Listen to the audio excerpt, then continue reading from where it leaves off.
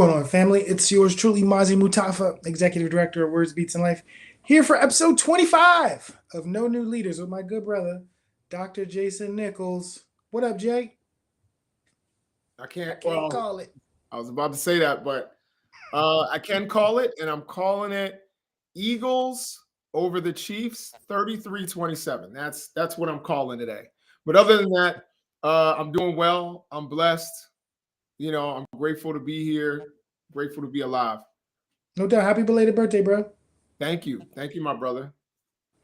So I wanted to have a conversation, seeing as how we're about to enter the beloved and dreaded Valentine's Day week, dreaded by flowers all over the world, that they got to get cut down to be given to people, and maybe by some people's wallets, and beloved by folks that celebrate the idea of celebrating love as a national global holiday. I don't even know if Valentine's Day is celebrated every place, but it happens all over the United States. And so I wanted to have a conversation about leadership rooted in love, in part because the more I talk to particularly organizations that are led by women, they unabashedly center the principle or idea of love as foundational to the work that they do.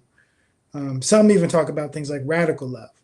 And so I want to have a conversation with you leading into Valentine's Day, to talk about the ways that maybe historically we think about love and leadership positions, but also how people are kind of showing up with love today. So what's your take on this? Um, so my take, honestly, I'm gonna first. I think we need to establish that um, there are two really strong motivations for doing work, whether it's community work, um, you know, any kind of leadership work, and one of them is love. I would say the other is ambition, and I think you know, and even ambition. A lot of times, when you dig deeper, it's what we perceive oftentimes as love, which is getting a lot of accolades, being recognized, which isn't love. But I think a lot of people think that's a tangible manifestation of love. It can be, but it's oftentimes not. But love of it usually starts when you've dedicated your life to some sort of cause where you want to be a leader in that field. It starts with some sort of fascination that turns into a love of something. So if it's helping children, it's because you have this love usually of children. Or if it's uh, serving the community, if it's being a leader in the restaurant industry, you have a love of food. Whatever it is, oftentimes love is a big motivator for leadership, um, and moving forward. And so I think that we certainly need to recognize that, the importance of love. If you don't love something, you oftentimes won't put your whole heart into it. You won't put everything to make it happen, or to get something off of the ground, or to make sure that you are managing things correctly. If you don't have like a love there for it. I think that's a great point. I think that for someone like myself, I know that I got into student leadership out of kind of an abstract notion of love, like this idea that um, I had a love for the people, I had a love for the community, I had a love for the idea of building systems, events, processes that empower people to do more, and to be more of who it is that they actually wanted to be. Um, I think it's especially important to that many student leaders are not motivated by love. They actually are motivated by credential or by power or by influence. And that doesn't just apply to student leaders. We could talk about elected officials who um, take on jobs that are supposed to make them servant leaders that really are about on some level, there was a survey that I saw within the last year that said something like 80% of the American people believe that people run for public office to enrich themselves. 80%. Like all those people here in Washington who work in that white building downtown or work in state capitals across the country are there because they just want to enrich themselves. Like that says a lot about um, what people think about elected leadership in this country. And I think that the same thing is probably true when you think about corporate leadership, that people don't just work to become the heads of major companies because they want to create the best product or innovate some new technology that makes people's lives better, that they really do it to enrich themselves. And so one of the questions has to be, does love have to be selfless? Can selfish love still result in things that are of value beyond the person that is participating in it? Like, is there actually something in big air quotes, is there something wrong with elected officials wanting power to do things in the world that they believe should be done? Even if, yeah, I'll stop there. Does love have to be selfless in a leadership role to actually be valuable? So I think one of the things that you said, first of all, I think a lot of what you said runs into this idea of ambition.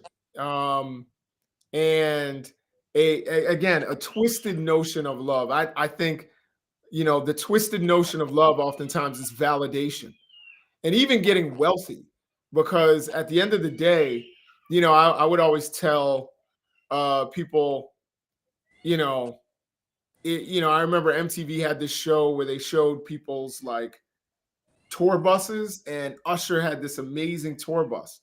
And I was like, wow, that's dope. And then I thought about it. I'm like, at the end of the day, it's still a bus.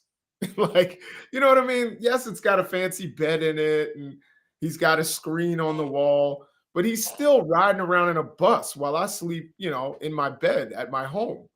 So again, I think a lot of times people are motivated, even with wealth. They see wealth as a manifestation of their ambition. Like, and there are men who are motivated because they think that if they're successful, that they'll get more attention and what they think is love from women. There's a whole lot of that. I don't think love has to be selfless. I don't, and I know people disagree with me, but I don't even think charity has to be selfless. I mean, I know that, certain religious teachings like the Quran teaches you give charity with your right hand so quietly that your left hand doesn't know you're doing it. There are times, yes, for that. But I also think there are times where I'm doing things good in the world because it makes me feel good. And I don't think there's anything wrong with that. I don't think that takes away from the good deed that I'm doing. In terms of people believing that people go to Congress to enrich themselves, I think that comes from the fact that the most wealthy, or the most well-known politician that everyone knows is usually the president of the United States. And for the last couple of generations, or at least the last couple of presidencies, presidents generally go in to the White House moderately wealthy, and then they leave the White House fabulously wealthy. The only, the exception, I mean, the Bushes were, I guess above moderately wealthy, and they, but they would leave and get wealthier. And then Obama, who was not wealthy, left and was fabulously wealthy. And then, you have Trump, who was, it's hard to say what's going on with his finances because it's all fuzzy, but I think a lot of people see that, and then they see other members of Congress who have gotten wealthy while they're in office, and that's the takeaway. But I mean, when you look at what people make in Congress, it's not a ton of money. Like, you don't make a lot of money. I think it is that validation that someone for the rest of your life, even when you lose the next time, if you only spend 2 years in Congress, George Santos is going to be Congressman Santos for the rest of his life. And people are going to address him that way. Let's get back to this topic of love, though, because I think that part of the difficulty in discussing it is levels of comfort with the idea that love is a motivation for work, for effort, for organizing. And I think that part of that is because much of the work that's done in terms of building organizations or leading organizations is done by men. And love is not generally a currency that men describe as being of value. Many men who lead companies talk about efficiency, talk about impact, talk about measuring. And I think the same is true for women. So it's not just a gender thing. That it is there's a kind of set of standards that are generally accepted principles for determining the value of work. But I think that because more and more women are moving into leadership, and more men who are sensitive to the the realities that any kind of organizing, whether nonprofit or any kind of team building in a for-profit, involves people and care and humanity and humility. And so thinking about the idea of loving the people that work for you is tough, especially if you're in a position where you have to fire people. How do you fire those people that you love? Like I was just watching something and someone described himself as a rabid capitalist, a cold-hearted capitalist is what he said actually. And this idea that feeling is not valuable. I was talking to a friend of ours. I won't say his name, but he was talking about how there's too much emotion in some conversations. And my response was, I don't think there's enough emotion in conversation. There's too little care for the people that we're talking about, because almost every topic, every idea, every challenge that we face involves people, whether that's a community or a geography, an ethnicity, a religion, an orientation. It involves people. It's not just the thing that they are, it's not just the attribute. And so being willing to engage in meaningful conversations about the value the value of people to your effort, to your company, to your nonprofit, to your movement, has to be, at least in my opinion, rooted in some level of understanding of love for those people. One of the groups that I'm a follower of on Facebook is a group of First Nation communities that organized around stopping pipelines. That it wasn't just about the environment in the abstract that they were organizing. It was around the idea that one, pipelines would go through sacred communities for them,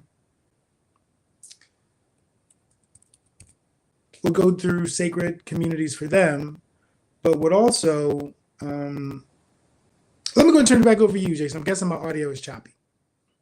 So your audio is not choppy per se, but it's there's a little bit of feedback, but we can hear everything you're saying, and everything you're saying is very valid. I think when we say, I think there's a really difficult balance. I think a lot of times when I speak, I do try to think about who I'm talking to, what I'm talking about, and the feelings of people, that I'm speaking to. However, we still have to understand that facts don't really care about your feelings, and sometimes you need to state facts. You know what I mean? Like, I think that me in a political space, I could sit there and be like, because there were times where I did this. I'm not even going to front, where I was like, well, there's a lot of Trump viewers, and I want to try and reach them. So I don't want to anger them. I'm going to state it in this kind of way. And it's like, no, but the facts are the facts. You know what I mean? So I'm not necessarily going to sugarcoat facts. Now, I think what's going on, for example, in Florida, the leadership that you're getting from someone like Ron DeSantis, one of the things that's allegedly motivating a lot of what he's saying about African American studies. You and I are both graduates of African American studies at the University of Maryland. And, a lot of what he's saying is the legislation and the so-called Stop Woke Act is you can't make people feel bad about their, what they, their background with your lesson, or you can't make someone feel like they are oppressed or make someone feel like they're an oppressor. I don't think we should legislate feelings. Like, how you receive things is how you receive it sometimes. You know, I know my intentions in teaching a lesson, so I think there's a danger in thinking feelings first, but there's also a danger in not accounting for people's feelings. So it's a unique balance that we have to reach in conversation with people, uh, where you have to think about, like, is this going to be is this going to hurt somebody? Is this intentionally harsh? Where it's going to shut down the conversation. The person is going to shut down. They're going to be personally hurt. Um, or if it comes to a point where I'm thinking so much about the person's feelings that I'm being dishonest, then it's not a good thing. This is, we talk about, romantic love. I know we're not talking about that, but like, there are a lot of guys I know who, including myself, who haven't ended relationships, even though they knew the relationship was over. They didn't want to be there because they were scared of hurting someone's feelings. This is something men do. If you take any kind of family studies course, they tell you men don't end relationships. They withdraw from relationships and then make the woman feel like it's her idea. That's what men do. Like, we don't have the guts generally to go up and say, yeah, no, your feelings are going to be hurt. You're going to cry, but this is over. You know what I mean? So sometimes you can't always let feelings get in the way of the truth.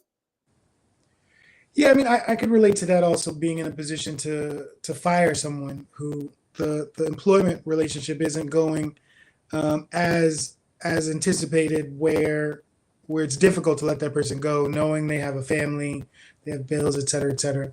But I think that I think when you said what you said about, it's not necessarily about how you feel, but about the facts. Like, it reminds me of a quote from Maya Angelou where she said, "Most people will not remember what you said, but they'll remember how what you said made them feel."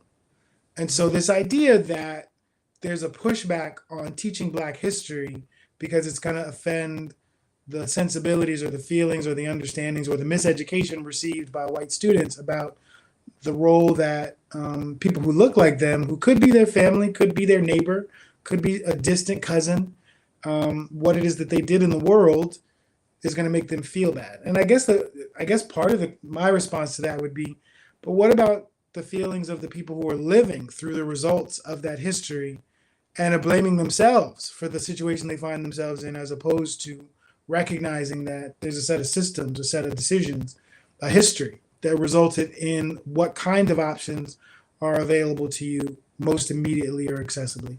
So I feel like, at the same time, that is how's my audio? Um, it's a little better, but it's not great. All right. Well, this is going to be a show where you do most of the talking. So I'm going No. to go ahead, because I'm coming to you from home instead of being at the office plugged into the Wi-Fi. So if you got some of what I said, you can go ahead and respond. Yeah, I mean, I understand, what you're saying. I don't think people should feel bad. Um, again, your audio, just a heads up, your audio isn't that bad. It's just not, pristine as it normally is. It's just there's like a little kickback, um, but it's not bad. At any rate, I think one of the things we have to recognize, again, it's everyone is served better by honesty. Now, there are times where people are honest in order like, and you know inordinately harsh in order, because not only do they want to tell you the truth, they want to hurt you when they tell you the truth. And I don't think, I think that's ridiculous. But if you have to let somebody go because they haven't kept up with what they need to keep up with, or they haven't done, you know, um, what they've done, or what they're supposed to do, or there's someone out there that you think is better suited for the position, um, I can think of even, at a time when I had a lot going on in my life and I was working at WBL, and there was, I think it was Graham who was under me, who Graham was better suited at that time to lead the journal. And you know what? You came to me and you were honest and you were like, yeah, I think Graham's better suited. And you know what I said? I was like, you're right. You are absolutely right. You came to me, you didn't come to me in a way that you often have, but you didn't come to me as a way to like hurt my feelings. You were just like, yo, I think right now with what you've got going on, yeah, I think somebody else is a better fit. And I was like, with what I have going on, you're correct. And I think that that's fine. Honesty, served the organization better. And in the long run, it served me better. So to me, you can be honest. That usually serves everybody. And I'll go back to the relationship example. That person, man or woman, is going to be upset. They're going to cry. They're going to ask why, you know. But in the long run, you're not wasting their time. You know what I mean? There's someone out there who's probably waiting for them. And you've got to give them that opportunity. And they may not see it right in their, in front of their faces. But, a month later, 6 months later, a year later, I can think of certain examples in my life where I'm like, whew, thank you. Did me a huge favor. Jason, if I asked you to name leaders in whatever field that you think are motivated by love, who would you name?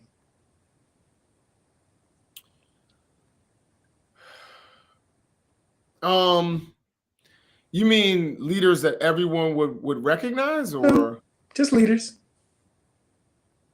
So present company excluded. I mean, I think you're somebody who's motivated by love of what you do. And it doesn't necessarily, the love doesn't, I think love is a really interesting abstract concept, because I think we think of love as like a hug for somebody. You know what I mean? And it doesn't necessarily mean that. You can love what you do. Do you love your students? Yes.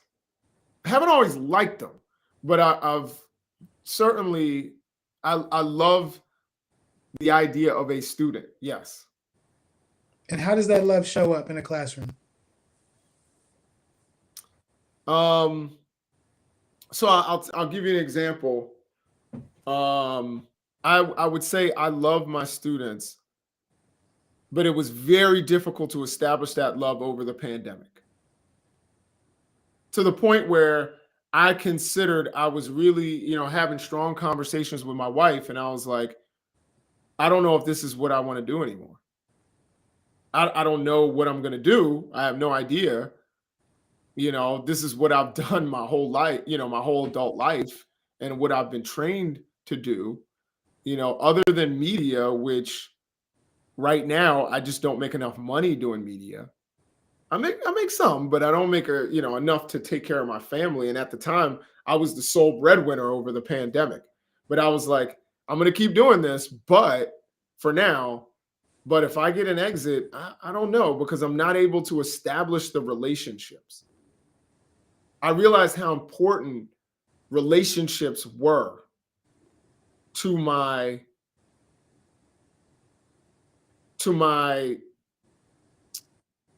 love of teaching.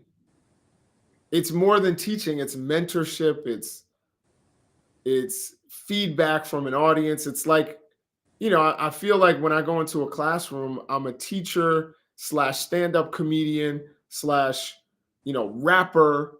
Like it's all of those things all in one. And and when I get the one-on-one with a student, I feel like I'm, mentor, and big brother and friend, and again, teacher. So with all of that, relationship was kind of, all those relationships were stripped down during the pandemic when we were doing things all over Zoom. and all I saw was a black square in front of me while I'm talking. It was like talking to the camera right now. And so I feel like the love that I have of students is in the relationships that I've been able to build. And not every student have I built a relationship with, you know what I mean? Like, but it changed. And even then, even after well, I can't say after the pandemic, but when we were in the classroom with masks, I was talking to a bunch of masked faces. And it was better than before, but it wasn't right where I wanted it. And I feel like last semester and this semester, I'm starting to get a little bit of the love back for what it is that I do, and love of students, because I'm actually able to see them, build with them, talk to them, get feedback. And I really, I think that's where the love is. That makes sense. I think when I think about love in my own work, it is equally a love for people as it is for the need for systems that actually serve us. So, one of the things that working in the nonprofit space, especially the nonprofit arts or education space, there's just a lot of criticism of schools, of educators, of young people, and by people who are not actually young people, not many of whom don't have children that are in educational environments anymore, and it's interesting to listen to those people tear down places that they're not invested in. Um, it is also hard sometimes to go into places that are struggling to provide the quality of services that our young people deserve. But I think the thing that gives me hope is recognizing that every single school building I've ever visited is filled with more people that love young people than it's filled with people who just need a job. And I think that the person that dedicates themselves to preparing young people for the future is a special kind of person that is often not celebrated, often underpaid, um, definitely underappreciated. And I think it's important to recognize that when you're working to try to support those folks, that you're also putting yourself in opposition to the people who are trying to tear those folks down. And so recognizing that lots of times people who are critical of systems aren't doing anything to actually try to change them other than criticize them. And that's not to say I don't think that there's room, like some love is critical. Some love says this system ain't working, and it's failing this community or this group of kids. And so I'm not saying like to be Pollyannish about love and be like, oh yes, never be critical. Like I'm not that person. But I am saying recognize that anything that is not working didn't just start not working. And so if it didn't just start not working, it's actually going to take probably as much time to get it to work as it has been not working. Um, and I think that approaching problem solving with love first, not facts, with love first, you can build facts on top of love. You can build momentum on top of love. But if the base of it is like, we just want better outcomes, like for what? Better outcomes for what? For test scores, for average daily attendance, or for young people who, as I'm talking about schools, for young people who are excited about learning, that's showing up in the homework they do, the books that they read on their own, the ways in which they're engaging in classrooms, what they see the value of, or how they see the value of an education. Those are all things, some of which can be quantified with tests, some of which have to be quantified with observation, some of which have to be quantified with interviews, actually talking to people that you care enough about to listen to. And so I feel like I know which I'm not intentionally being in opposition to your, who cares what, like screw your feelings. Let's talk about facts. But but to say that if the first fact is not love, I feel like whatever is being built on top of that has at least questionable intentions. Yeah, I can see that in an education setting, particularly in a K-12 education setting. I can 100% see that. But you could even see it in a government setting. Like if patriotism isn't why you want to serve in Congress because you want the country to be better, like love of country is still love. Like we call it patriotism, but loving the place that you were born enough to want to serve it is a kind of love that is not about personal enrichment. It really is about trying to fix broken systems, establish new systems, etc. But go ahead. I'm sorry. Yeah, I can see where you're coming from um, in that way. Um, I think patriotism can take many different meanings. And what about, I think the one argument could be, what about nationalism? Could that be a reason that you want to get elected? Which is very different than patriotism. Nationalism can be, I want to help this particular community within our country. Um, that can be useful sometimes. You know what I mean? Like that can be useful for that community, particularly if that community is underrepresented. Um, and you could be like, yeah, to hell with the rest of the country, but I do want to help this particular community get ahead within the country. It's much better to be patriotic. Don't get it twisted. I'm not advocating for nationalism, but I can see its efficacy depending upon what you've been elected to. You certainly shouldn't be a nationalist president. Um, a solely nationalist president without any patriotism. But I could see somebody who's a representative of one particular community. That's why you get elected by that community to represent their interests. Um, but I do think facts and feelings, they go hand in hand. Um, it's not to say forget your feelings, but we can't eschew the facts for your feelings. And one of the things that we need to understand is that your feelings, how can we use the facts to improve your feelings? And in terms of love, again, I think love is a motivator, and it's a positive motivator in a lot of realms. But as you've stated with a lot of nonprofit organizations, a lot of them have started with love, but have failed. They fail all the time. And have you? But that's not because. But that. But Jay, go ahead.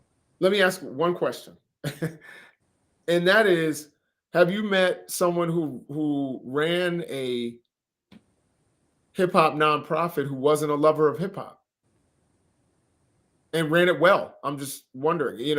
I mean, I think there are people who cannot love. You're a company that makes widgets, and you don't have a love for widgets, but you know how to run a company very well. And maybe you're not motivated by love, you're motivated by ambition. And you're like, I'm going to make this the top widget company in the world. I think sometimes that can be a strong motivator. Yeah, I think the work matters. So like you could talk about someone like a Rachel Dolezal who wasn't a black woman but was the head of the NAACP in her region and pretended or presented herself or believes herself to be a black woman, um, and did a great job. Was an award-winning community organizer.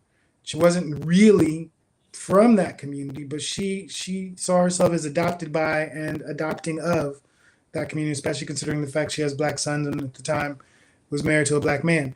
Um, in terms of the hip hop space, what I've actually found is more often than not, how's my audio? It's okay. It's More often than not, hip hop organizations are led by hip hop artists, who really want to be artists and run an organization to be able to supplement their income. And I don't say that with malice. I say that to say their heart really isn't in building an organization. It really is in making art and being a part of a community. And they see the creation of an organization as a way to do that. Um, I agree that there's lots of jobs that you can have where you just got to be good at the thing you do. Like people in accounting, doesn't matter what the business is, as long as the numbers add up, you can do that job. I do think it is important if you're like, I've actually met people in schools doing professional development trainings who don't like kids. Like, why are you a teacher if you don't like children? And the answer is from some of those folks that they like having the summers off. You know, like they literally take a job so they can have 2.5 months off per year. And it's really a chore for them to do the thing to care for our children. And so there has to be, I feel like that love indicator's got to be something that's getting measured at your school. Like, how are the test scores? How's attendance? How's college enrollment? But also, how many of your teachers really love the students who really care about this job and care about this place? And how's that showing up in the kind of culture and environment that you're cultivating here? It's like, and you could say the same thing about a family. Like, there are plenty of people who did not want to have children that have children. And how's that working out for you? How's it working out for your kids? Do they feel like they were welcomed into this family, welcomed into this world, or do they feel like a burden that they just got to survive 17 or 18 years to get out of your house? You know, like love. I think love has got to be at the foundation of everything, bro. Love before facts. I'm gonna put it on a t-shirt. Yeah, I'm gonna say love and facts together. I'm not. I'm. This is one of the situations. Again, forgive the double negative. I'm not disagreeing with you. You know what I mean? Or I guess I could say I'm agreeing with you. I just think that we need to add another ingredient in that cake, and I think that other ingredient is being factual and being honest. And I think, But what are facts, Jason? Like for real, for real. Like, and I'm not being a Giuliani in this. I'm saying a lot of things that we talk about in the world are really a matter of perspective. Where you were in that crowd determines how you see what's happening. Like lots of things really are subjective beyond math and beyond, testable science. A lot of things really are perspective. And the facts really are a matter of what biases you bring to the situation. So, for example, as a person that doesn't work in a school but works in a community based setting, building community among young people is something that's central to me, right? When I did it, the last time I did a teacher training, the teachers told me we are not encouraged to build community among our students. We're encouraged to build competition between them because they're competing against each other for future jobs, future scholarships, future college enrollment. And my response to them was, why are they competing against each other as opposed to competing against other schools? Like, why isn't in this space it's community, but it's community, quote unquote, against the people outside of this place? Why can't everybody here win? And the answer for them was like, that's not my training. That's not what I've been taught to do. I've basically been taught to figure out who really is deserving in this space, and it ain't everybody. And I was surprised because that's not my training or experience. yeah, I think we do have. We're going to talk particularly about K-12 schools. Um, there are things that need to be fixed in the approach, and it should be student centered, but it also has to be results centered. And you have to comb through the data, and you have to say, there might be students who think they had a good experience, but they're still not reading at a level that you think they should read at, or doing math at a level that they should be learning at. And you have to look at that and look at the facts and face the facts. And maybe you maintain your same level of love, but you also realize, there are other things that we need to do in order to produce the best results. So I'm not, I'm totally, I'm in agreement with you that love is important, in any kind of space. It's much easier to work in an environment where you love your colleagues love you, um, and you guys love what you're doing. Um, it's really difficult when and I've worked in both environments where people don't get along, people don't like each other, people don't love each other, they don't love what they're doing. That's a really difficult environment to work in, and oftentimes not a successful one. And going back to leadership, a lot of that comes down to leadership. Leadership, sets up. This is why you have a vote of no confidence. If everybody is feeling like, feeling dissatisfied, then there's probably a leadership problem. And leader is not establishing that kind of loving environment. But at the same time, you have to think about. I know there's a lot of argument about teaching to the test and all that. I agree. There has to be an element of love and care in there. There also has to be, data and understanding of how things work. It's funny because I remember visiting a school in Baltimore and walking through, it was an elementary school, and seeing the teachers hugging the students. And that was foreign to me because, I hadn't really been around an elementary school since I was in elementary school. And when I was in elementary school, I never got one hug from a teacher ever. You know what I mean? Like, I never. And they rarely hugged the other kids, so it wasn't just, because I was the black kid. It was like that kind of environment, loving environment, wasn't set up. And I think that there probably are data points to point to how having that kind of environment for young children so that they're not starved of love, for a big chunk of their day that they spend awake, is important for their development. But I think we have to bring facts in and incorporate it with love. And maybe we can call it loving facts, that will actually strengthen the environment that you're teaching in. Yeah, I gotta say you've been talking to too many Republicans. Stop trying to be on my side. I'm team love, you team facts. Stop trying to co-opt my message. Because one of the things that's interesting, right? Very recently, we were working in a school where over 2 years they got, in the first year, they got kind of the highest performing academic students to participate in our classes. Tremendously well received, grades maintained. Young people talk about the value of quality arts education, etc.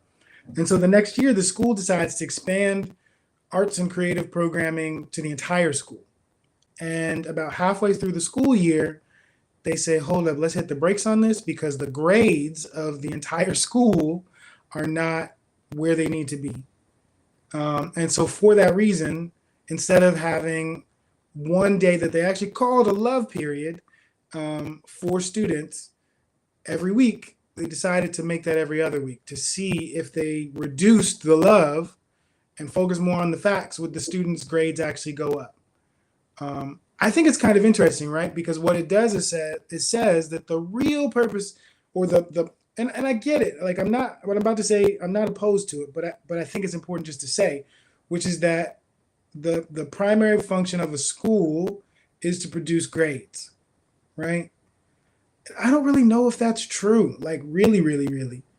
I think that it's definitely a top priority, but a big priority of schools is socializing young people from a neighborhood to know each other, to help each other, to be developed as young people, right? Like, I was just looking. I've got some jobs posted, and I was looking at like a lot of people applying who just have a high school diploma.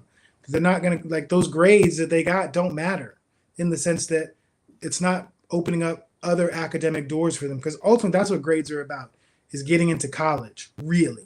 And if you're not going to college, then just having a diploma will do. Is my audio choppy? It looks like you're typing. No, Okay. no. So if it is going to be the case that many schools are not going to be producing young people that go to college, then don't the other things have to matter equally? Like, if it's not just about can Jimmy read or can Susie read, but can they have a conversation without cursing? Can they are they interested in the value of maintaining their own community through community service? Are they physically fit? Are they going to be a well person? Do they have access to information about how to be well? Access to quality food, and food, period, in the case of some young people. Schools serve lots of purposes. And I understand that in our minds, the number one purpose is and should be a quality education. But I would push back and say that a quality education is not just grades, that it is about the kind of environment that you're building in a school being replicated in a community. So if people fighting all the time in your school, they're gonna be fighting all the time in your streets. If people are eating poorly in your school, they're gonna be eating poorly at the corner store. If people are not fit, can't climb a rope, or can't run from here, like that's going you're setting up patterns in their lives for the future. And I'm saying my argument is that what I'm describing is love, building systems that help make people better equipped to be good citizens, to be good neighbors, potentially to be good employees, potentially to be good students if they go on to college. But it's got to be all of that. It can't just be, is everyone here college ready? And I get it. Like your baseline wasn't college. Your baseline was, can they read? And I'm with you. Fundamental things. Reading is still fundamental. But I think that we do our children a disservice if we decide that the love period is less important than the math period. They're equally important for different reasons.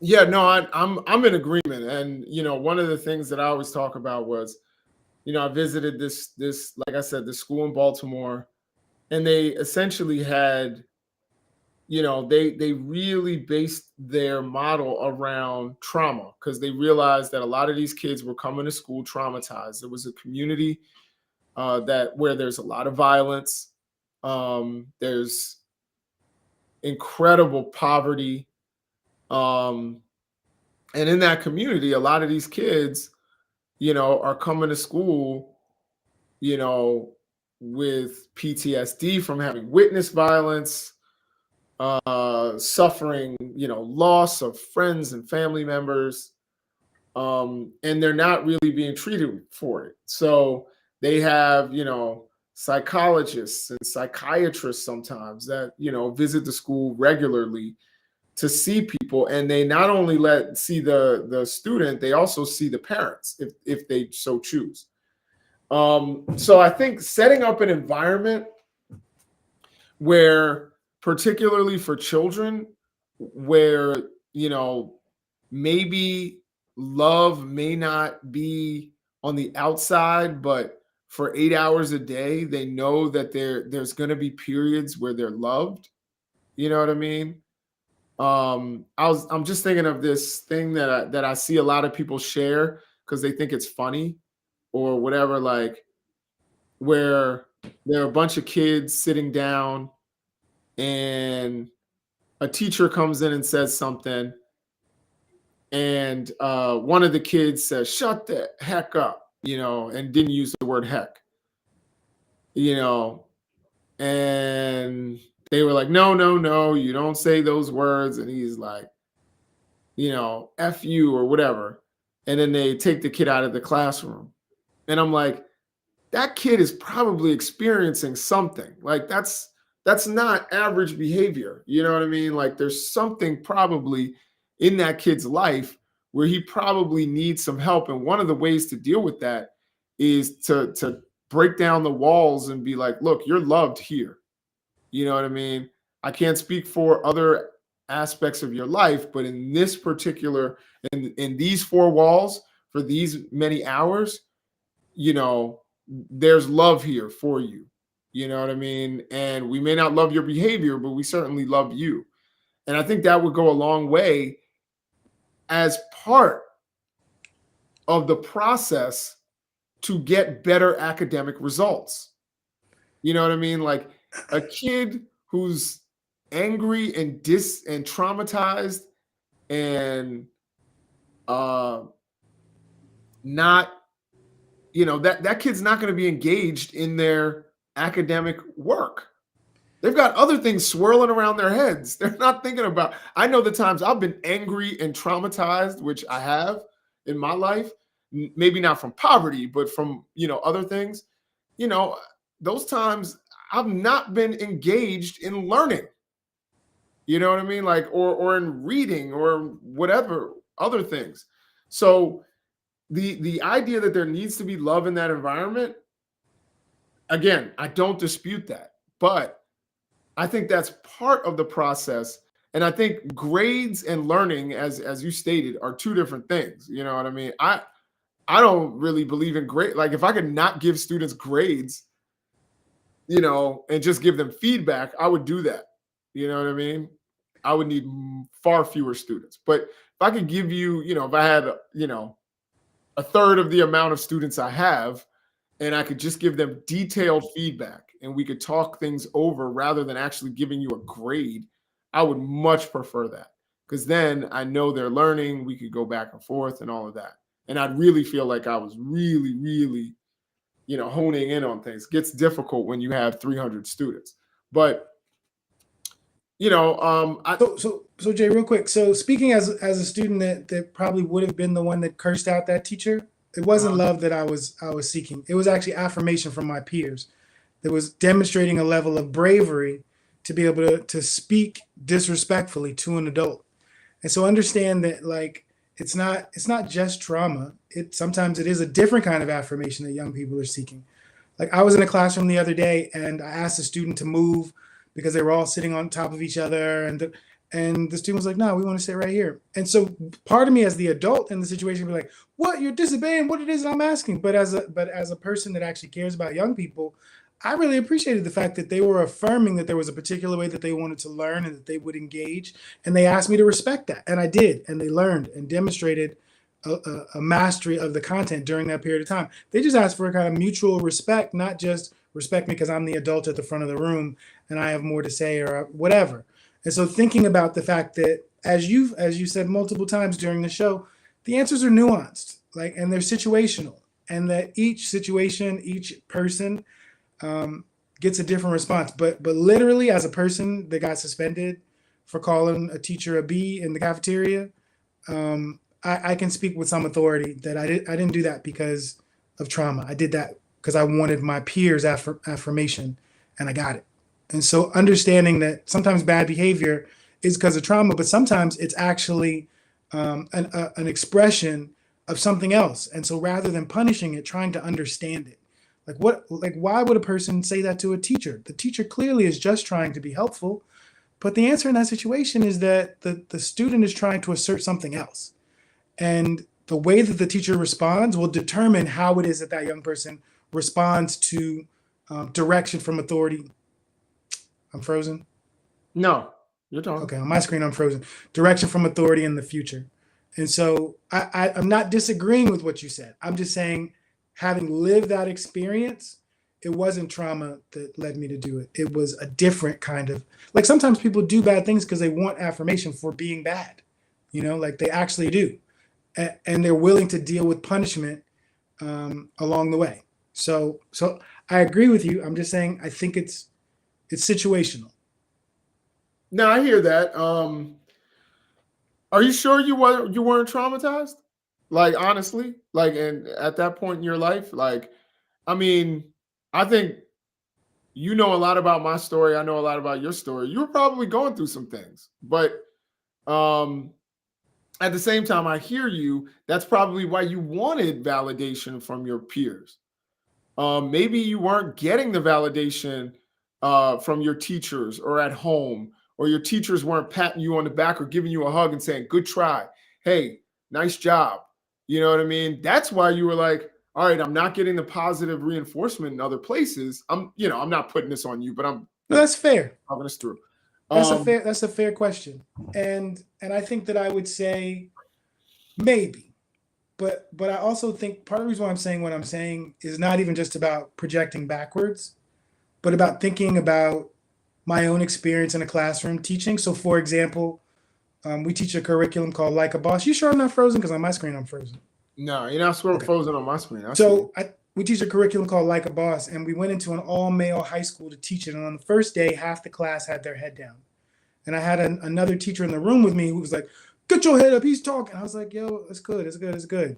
Like, and I just kept talking. Second day, a couple more heads are up. Third day, the kids who had their head down for the previous 2 days are the most engaged kids in class because I think, number one, they saw I wasn't trying to control them. I was actually there to share something with them that I thought was valuable and that they agreed was valuable. So they were willing to engage. Two, I didn't let the other adult in the room lord his authority over them either. I made it clear, like, I'm running this classroom. I'm okay with their heads down.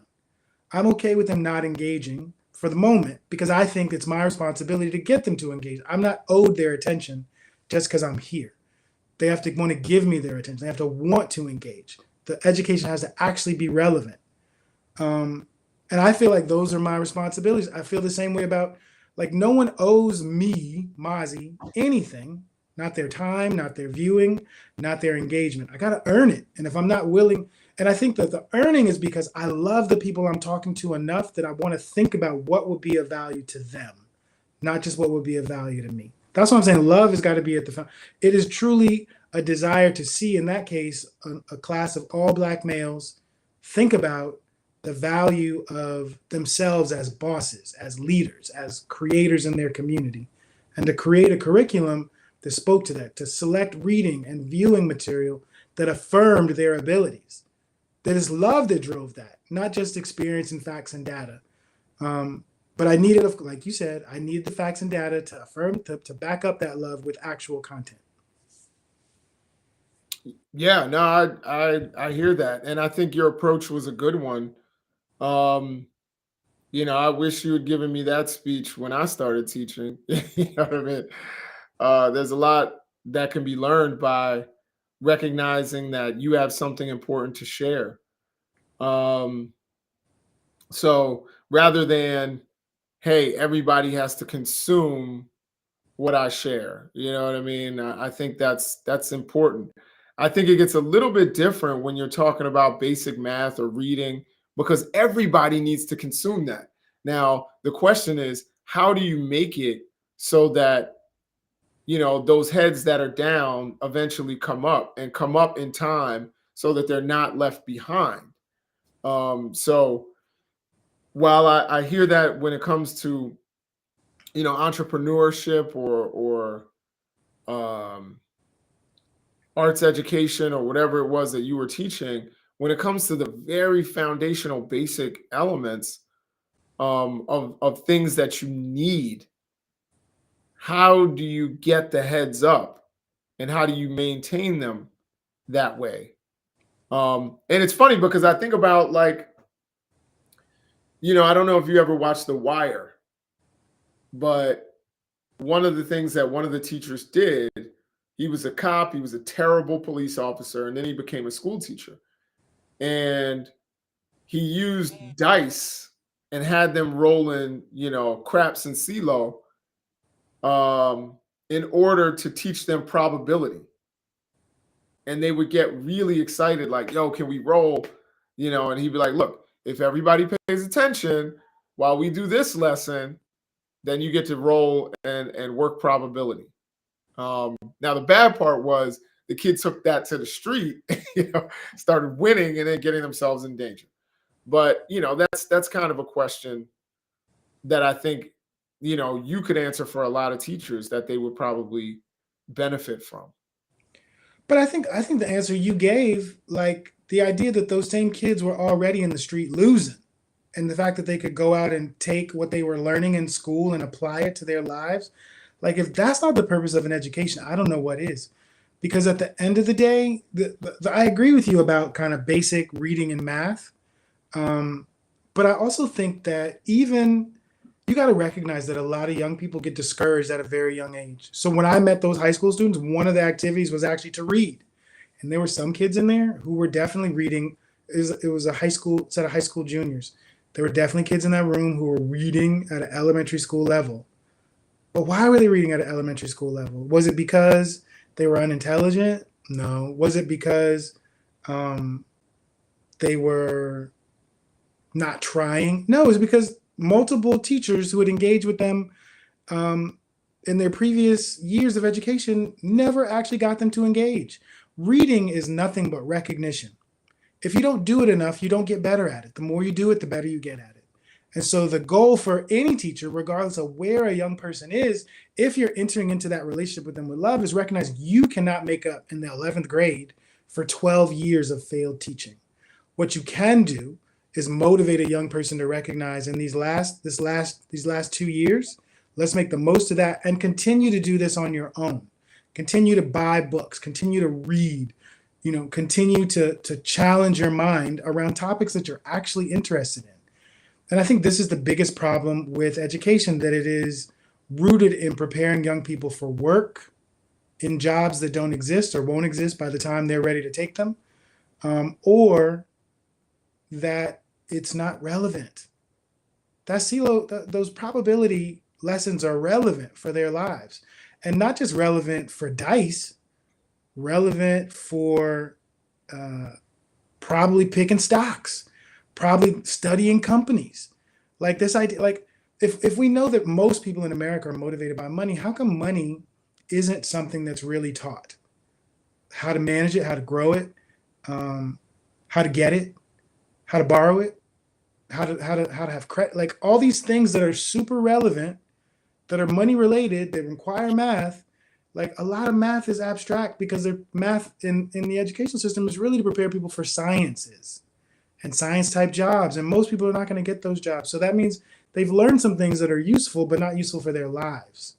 So I would argue that math, one of the things that my grandfather used to always say is that math is the most important subject because it deals with inductive and deductive reasoning, which is problem solving. And like that can, like, it doesn't matter if you never touch a math problem ever again in your life.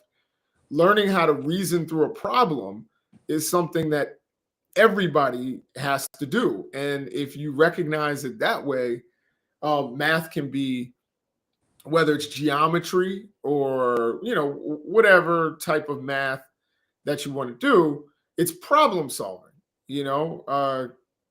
so I think that there's a way to teach math where it will relate to your everyday life.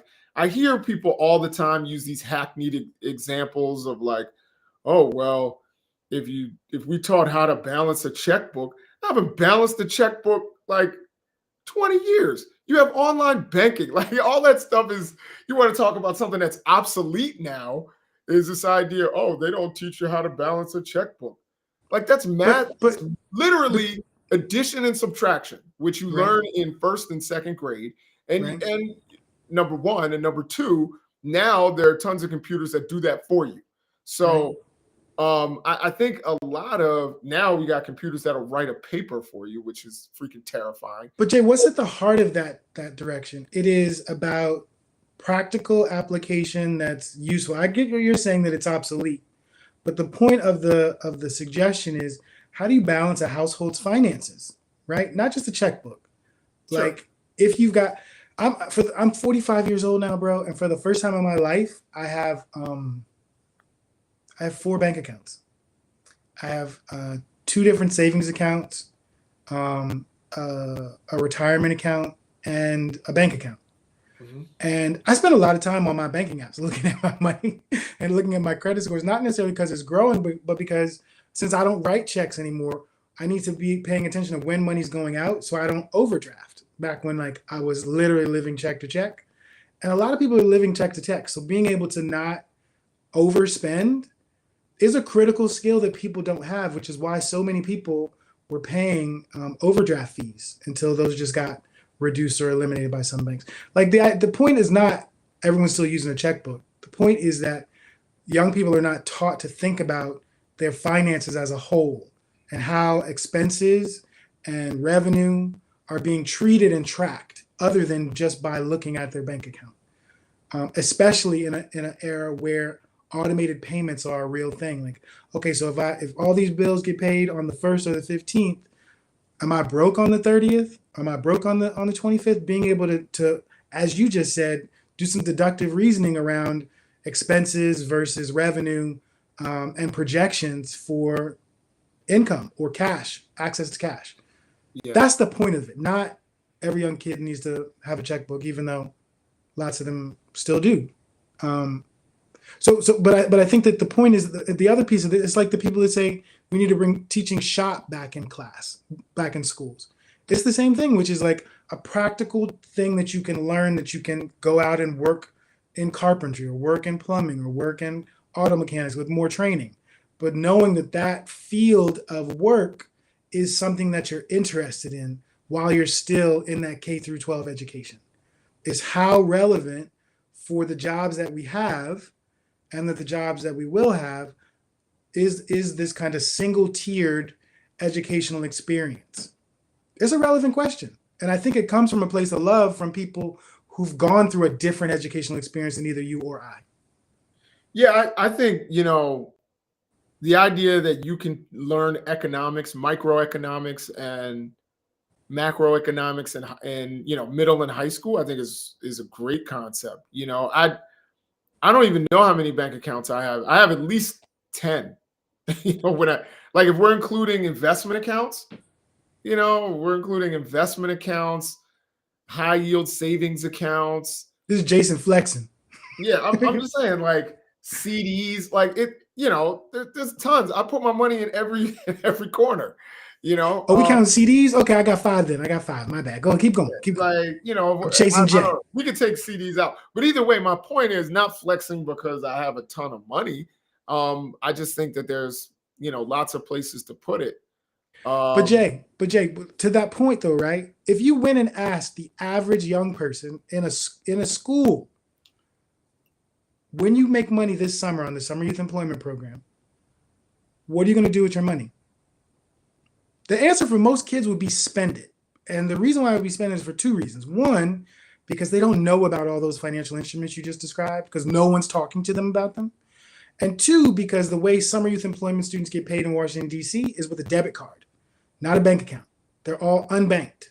So they're literally given money on a card that's just useful for spending. So if they're not being taught about saving, investing, growing, etc., all they're going to do is spend. And then they got to wait till they're 45 to get some accounts and have enough money to do something with. I think that's the larger point. So I'll say one thing about that. And again, I know you don't look at things from a racial lens, but I'll just say this. Because a lot of the kids in the school system in your area in Washington, D.C., a large proportion, if not a majority of them, are Black. In my area, probably 30%, and I live in a very suburban, affluent area, but 30% of the kids are Black, in the larger school system. I think that, again, a lot of what young Black kids what we're expecting from the school system needs to come from private institutions like churches. Like, when you looked at community organizations and your offices. Why would you say it's institutions and not the home? Like, why wouldn't you say that? I'm surprised you didn't say that it's your job as a father to teach your kids about finance. Well, I think that's true, but not all parents are equipped for that. Okay. I'm teaching my son money right now, basic cash money, but he's learning money right now. But at the same time, I think it's one thing to look at this from the state, which is a way which Black people have not been able to trust for a long time, have miseducated Black kids for a long time.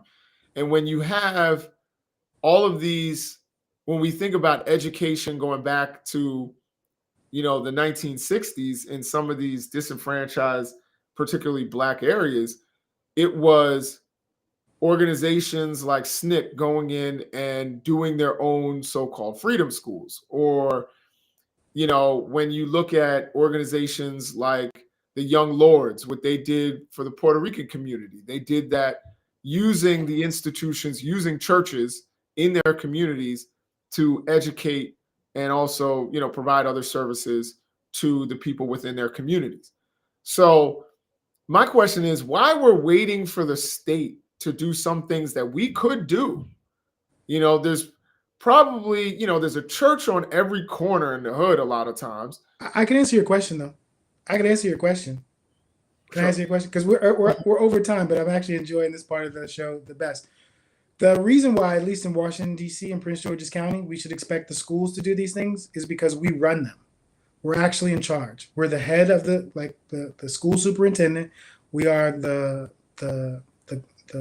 now the governor in Maryland, the mayor in Washington D.C. That everyone who runs the things that impact Black lives are Black. And so if there is an institute and all of the government institutions are institutions we all pay into via taxes versus I'm not paying no tithes in no church. I don't expect anything from a church other than that its pastor not fleece its members and ideally that it has more jobs than just a job for the pastor, to be honest.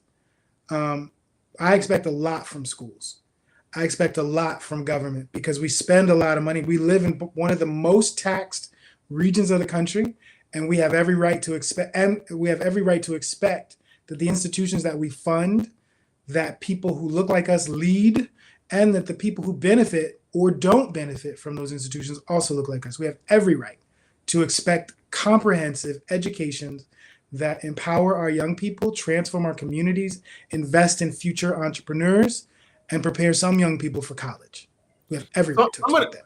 I'm going to sound like the conservative here, but yeah, we've always had a 100% legitimate claim to equal treatment and even better than equal treatment because, of course, white kids aren't getting this kind of education that you're talking about either. So, in terms of financial education in schools, where I don't know where they're getting, micro. I would imagine that maybe they are, but I've never seen it. And that's not to say that it isn't happening, but I'm pretty sure in, Howard County schools or Montgomery County schools, they're not teaching those classes, and if they are, they're very much elective. But my thing is, number one, you can't teach about investment accounts if people can't add and subtract or, don't know the basics. We're already established to get that in elementary school, though. That's a red herring, Mr. Conservative. We've already established adding and subtracting in elementary. No, we established that that's part of the curriculum. Doesn't mean that people are mastering it or it's being taught well. I think when you look at the education statistics, that they're not great. You know what I mean? The United States, what are we like? 27th in education or something like that worldwide? Yeah, but I'm not pushing back on math proficiency in general. I'm pushing back on arithmetic. That's what I'm pushing back on. I'm not saying we've got, tons of Nobel Prize winning writers in schools. I'm just saying that even those kids that are struggling to read can read. They just don't read well. Yeah. So, and I'm going to I'm going to channel Dr. Umar here. I don't have a problem with, one of the things, with Dr. Umar, when he was saying like, he's trying to open a school that's all Black male with Black male teachers, and it's a boarding school, and they're going to have a different kind of a curriculum, and I don't really have a problem with that. I think, understanding that the state is not always going to protect your interests, and understanding that you have to supplement some of that. I mean, you can stay at home, but some parents are not equipped to do so. So the fact that, hey, maybe within your church congregation or your masjid or whatever, there's someone who is a financial advisor or someone who is someone who works in finance or works for Morgan Stanley or, someone who can educate older people on life insurance and, health insurance, and someone who can educate people on, youth on investing and all that. Like, why not use the resources we have in our communities? Now, yes, advocate for. I can tell you why. Kind of education as well. I'm not against that. I'm not against bringing that into schools. I'm just saying, in the meantime. But I can tell you why. We've got institutional space. Go ahead. The challenge. So right. I'm really glad you labeled yourself the conservative in the conversation because your arguments really are very conservative. because what, like, it's kind of like this whole idea of be like the argument against affirmative action is basically individual black excellence. And because there are individuals who excel, clearly you don't need this, you don't need these. This is a conservative argument. Yeah, Like but I think the that's not the argument I'm making. I know that. I'm gonna get to your argument, and I'm gonna tell Yeah, you why it's wrong. So that's one of the arguments they make, is that these examples of individual black excellence demonstrate there's no need for systemic change, because just like there are white individuals who succeed, there are black individuals who succeed. That's not I'm not saying that's your argument. I'm saying that's their argument. Your argument is, why don't we get these churches and these masjids and these community-based institutions to fill in the gap that the schools aren't? Because we have a historical example of that with the freedom schools, right? And my response to that is the liberal response, which is, yes, those institutions can do the things that you're talking about for a few people. They can't do them at scale. They can't do them for every young person that's in the 5th grade in the entire city. And so, but the schools can. That's actually the real value of a school. Because the truth is, I was looking at this article before we came on about the rise, the threefold rise of homeschooling in the black community. That people who have decided that since schools don't want to teach black history in the ways that they understand it, that they're going to teach their kids themselves at home and get them their own home credential, which is fine for their kid. But it also is kind of like the charter school argument or the voucher argument. Like, let's get these kids out of these failing schools. But what about the kids that are still in the school that's failing, that have fewer resources? And so your argument is kind of, and you're not framing it this way, but it is kind of an individual approach to the problem being solved, which is to get this set of community-based organizations who are able to get people to come and do something extra. And I'm arguing that the school is responsible for everyone legally and can do the foundational, so that those community-based groups should be icing, not the cake. And I'm saying that the school has a legal responsibility to do what we're talking about. Go ahead. Yeah, no, I didn't mean, I wasn't trying to cut you off, but what I will say is, since you added that, I think we're in agreement, because the example that I'm going to use is another organization. I mentioned SNCC before, but let's talk Black Panther Party. So they had their free breakfast for children. Why? Because children in black communities were around the country were not getting a nutritious breakfast before they went to school. Therefore, they were unprepared to learn. They did that with the space, usually in churches and other community centers or wherever they could get space. Now, and sometimes they got supplies donated, et cetera, et cetera. Now, what has happened since? After the Black Panther Party showed self-determination by doing that, schools then adopted it. Now, every kid just about in America can get a free breakfast at school. A free or at least a reduced breakfast at school. They can also get a free or reduced lunch. Now, I think every kid, even rich kids, should get free lunch, to be honest with you, at school. But when you have that, I think, I believe universality in that regard. But my point is, sometimes the community has to be the leader. And then, because institutions, people have been saying this argument, like I brought up the obsolete checkbook argument.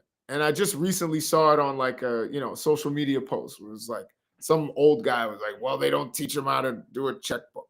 And I'm like, bro, that's obsolete. But the point that he's making is correct. I hear where you're coming from. My thing is, I guarantee you, Black people are always the innovators. I guarantee you, we start doing this, we start, having these kinds of programs. But Jay, now, the Black but Jay, Panther Party and their free breakfast for children wasn't nationwide. I mean, it was in most cities in the nation, but not everywhere. It was 30 cities or so. But institutions took notice, and just about everywhere in the country, a kid can get a free breakfast. So my thing is, let's not wait for the state. Nobody's Yes, waiting, but no one's definitely waiting. go and advocate for that. Go to Mayor Bowser, go to all them, go to school board meetings. Those people who didn't want so-called critical race theory, they went to the school board meeting. They were ready to fight at a school board meeting. But yeah, that's already happening. It's already You know? happening. Like the Okay, financial literacy cool. education has been being done in communities for at least the last 2 decades. I think, but so like there's a great example of what you're talking about that's happening in this exact moment. So like for years, people were teaching mindfulness, yoga, and meditation in community-based environments to young people. Sure. And then places like the Baltimore City School District adopted mindfulness, yoga, and meditation practices into their regular curriculum so that it was something that every student has access to. Yeah. I'm saying that that work you're saying needs to be happening around finance has been happening. It's been happening in communities, it's happening on social media. That this is why I'm saying we brought that like a boss curriculum into that school. It's we're literally doing what you're saying. What I'm saying is that that's great for that 15 to 20 kids that I work with in that classroom. It should be school wide. It should be district wide. And we don't have the capacity to do that yet. But that should be the priority is scale, not just trial and error, not just effort, not just access, but scale. Every single young person in America before the age of, let's say, 14 or 15, because 15 and 16 is when students start to drop out, has access to literacy education, whether that's in their regular English class or in remedial classes in their schools. Are they taking advantage of it? Are they actually utilizing it? Is the curriculum relevant? I mean, I think that's actually the big dirty secret of this critical race theory discussion is that that was a way potentially to educate non-black and or better white students and students of color about the insidious nature of racism in the country's past, in its present, and for the sake of discussion in its future, because it's not just about individual bias. It was actually asking young people to look at the way systems impact their lives. And so turning, suburban white parents against learning about the ways that their families have benefited from institutionalized racism without having to hate anybody would actually have awakened their children and future generations to the ways in which institutions create the lives that we live, not just our individual choices. That's actually the real danger in teaching young people, young white people in particular, about critical race theory. Not that they would hate themselves or even hate their parents, but that they would understand that the privileges that they have access to, some of which are skin-based privileges, some of which are income-based privileges, some of which are geographic-based privileges. Like it's not like that white person in Mississippi who can't afford to go to the dentist or to put a roof on their house doesn't think whiteness is a privilege. But even that white person is most likely doing better than the black person that lives across town in Mississippi. So in that sense, there is a kind of privilege that they're not even aware of because their life isn't great. Privilege doesn't mean superior. It basically just means access to something without merit. You know what I'm saying? And so anyway, we've talked for this is our longest show ever. And I know that you don't agree with everything I'm saying, but I love it because we talk most of the time about love and the way that love should inform the creation of pedagogy, of institutions, of the ways in which communities expect institutions to serve their communities, and how communities can change the institutions for the better for themselves and their families. Why don't you go and give the wrap up comment and we can wrap it up. So, let me just say that the last thing you were saying, I actually agreed with just about everything you were saying. So, I think that's a good way to end. Is that we basically end by agreeing with one another, and reaching a little bit of common ground. We have some differences in terms of you know um, how things should work, but I think the way, again, with your example of going into that classroom, that's how it starts. If you're successful, and this is again where facts and data come in, if you're successful and you can point to how this is enriching kids' education, you can go to a school board meeting. You can go to meet with the chancellor of schools in Washington, D.C., and say, this has proven through this pilot that we've shown to give us the kind of results that you want to see with your students. So this is why maybe you should give us funding to do this at a larger capacity, the largest capacity that we could possibly do it at. So I think, again, having the argument rather than trying to find as many ways to get closer to the solution, I think is somewhere where sometimes we on the left sometimes spin our wheels. And that's why I gave the Black Panther Party example. I just want to say, everybody, thank you for watching, like and subscribe, and much respect to my brother Mazi. Thank you for having me once again. And I believe that this podcast certainly will help you know new leaders when you see them. Enrolling in the Academy is really simple. You'll just go to our website, wblinc.org/academy. And when you get here, you'll see our main page and you can click enroll and it'll take you to this form where you're just gonna fill this out. It'll take you about 5 minutes. Once you submit this, you're enrolled in the Academy and you'll receive an email from me so you can pick the classes you'd like to take and join our Academy family. So we're an after-school program rooted in hip hop. So we have a bunch of classes that you may find interesting. You can go right to our website and go to our classes tab and you'll see some of them, from performing arts like hip hop theater, spoken word, hip hop dance, some of our business classes that are like a boss and walk it like I talk it, which would be more arts management and entrepreneur based. And then we also have things like our music classes, emceeing and rapping and beat production and DJing. You can go to wblinc.org/academy to enroll.